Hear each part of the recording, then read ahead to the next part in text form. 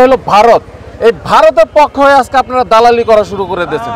আজকে ভারতের পক্ষে কেন দালালি করতেছেন আমার জানতে চাই, বাংলাদেশের জনগণ জানতে চায়। আপনাদের কি কোনো ভিডিও ক্লিপ আছে নাকি ভারতের কাছে, বা র এজেন্টের কাছে আপনাদের কোনো ভিডিও ক্লিপ আছে কিনা যে আপনারা বারবার ভারতের পক্ষে বলছেন? আজকে দুদু ভাই কি বলতেছে বাংলাদেশের ভালো চায় একমাত্র ভারত। আপনার কি প্রথম ভিডিও ক্লিপটা কি আপনার আছে কিনা এটা জানি। বাংলাদেশের যদি ভালো চাইতো ভারত, তাহলে এত বছর আওয়ামী লীগ থাকতে পারতো না। এত বছর আওয়ামী লীগ থাকার কারণ একটাই, বিএনপির কিছু নেতা এবং ভারত। বিএনপির কিছু নেতার কারণে দেশনেত্রী বেগম খালেদা জিয়া জেল খাটছে, আর বাংলাদেশ জাতীয়বাদী দলের তৃণমূল নেতাকর্মীরা এত হত্যা এবং অবিচারের শিকার হয়েছে। আপনাদের কাছে বলতে চাই, আপনারা দলের সংস্কার করেন। জনাব তারেক রহমান আপনার নেতাদের ভারসাম্যহীন বক্তব্য থেকে তাদেরকে বিরত রাখেন। তাদেরকে বলেন দেশের জনগণের মন জয় করার জন্য, তাদেরকে বলেন দেশের মানুষের পাশে দাঁড়ানোর জন্য। আপনার একটা পর্যায়ে দেখা গিয়েছে যে দেশটা যখন নাকি 5 তারিখ অবতরণ হয়েছে, 5 তারিখটা 6 তারিখ হয়েছে, তখন থেকে দেখা গেছে যে নেতাকর্মীর কোনো খবর নাই। যে তৃণমূল যে কর্মী ছিল বিএনপির, তাদের কোনো অস্তিত্ব নাই। তৃণমূল যায় যাক, যেখানে যাক, গোল্লায় যাক, নেতারা সব বটগাছ হয়ে গেছে। বিএনপির বটগাছ এবং বিএনপির যে তৃণমূল ছিল, বিএনপিকে টিকা রাখছে তৃণমূল, কিন্তু আজকে তৃণমূলের কোনো অস্তিত্ব নাই।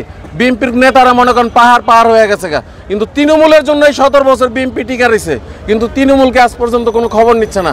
আপনারা নির্বাচনের জন্য পায়তারা শুরু করে দিয়েছেন।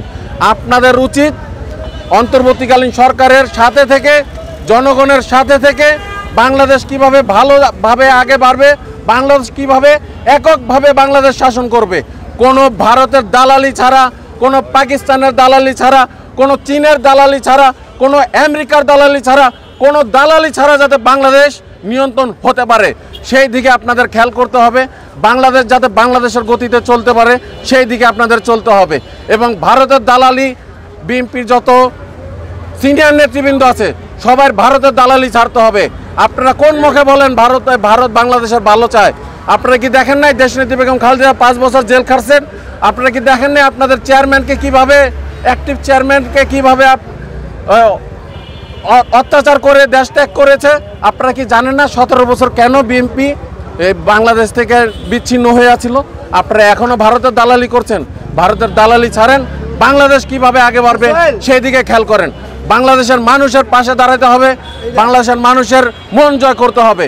আপনারা যারা আলেম সমাজ আছেন, আলেম সমাজকে এখন আমরা দেখি না কখনো বক্তব্যের মধ্যে বলতে যে ডক্টর মোহাম্মদ ইউনূস সুদখোর। ডক্টর মোহাম্মদ ইউনূস সুদখোর কখনো এখনো শুনতে পারি না আলেমদের মুখে। আগে প্রত্যেকটা আলেমে দেখতাম যে ডক্টর মোহাম্মদ ইউনূস সুদখোর বলতে বলতে মুখে ফেনা তুলে ফেলতো। এখন কি ডক্টর মোহাম্মদ ইউনূস বাইতুল মোকাররম বা মক্কা শরীফের ইমাম সাহেব হয়ে গেছে? আপনারা এখন তাকে সুদখোর বলেন না। সে আগেও ছিল না, সে এখনও নাই। সে একজন অর্থনীতিবিদ, সে রাজনীতিবিদ না, সে রাজনীতি বোঝে না, সে রাজনীতি করতে আসেও নাই, সে দেশের ভালো করতে আসছে। আপনারা সাথে সঙ্গ দেন, সঙ্গ দিয়ে দেশের ভালো করার একটা ব্যবস্থা করে দেন, একটা সুযোগ দেন দেশকে উজ্জ্বল ভবিষ্যৎ আনার জন্য, দেশের মানুষের শান্তি আনার জন্য, দেশ যাতে নিজের গতিতে চলতে পারে সেই সুযোগটা আপনারা করে দেন। এবং আপনারা রাজনীতিবিদরা মুখ দিয়ে কথা বলেন না, পিছন দিয়ে কথা বলেন, রাব্বুল আলামিন ছাড়া কেউই জানে না।